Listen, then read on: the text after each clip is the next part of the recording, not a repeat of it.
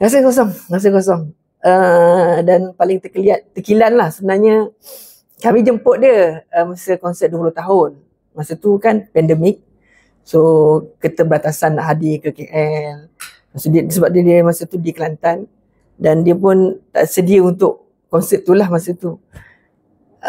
Kita rasa terkilan sangat sebab tak dapat line up 5 orang on stage masa tu walaupun konsert secara online. Tapi bila dah tak ada ni, orang kata kita hanya boleh mengenang lah.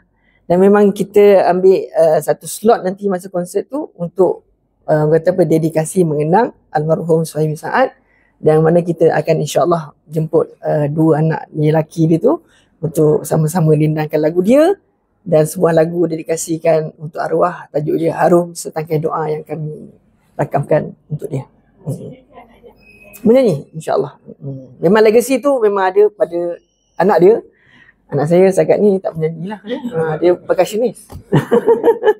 Dia main darbuka kan. Masing-masing lah kan. Tapi alhamdulillah ada legacy yang kami tinggalkan, dan harapnya generasi yang akan datang ni akan ramai lagi yang akan mewarisi nasyid tu insyaAllah. Terima kasih ya.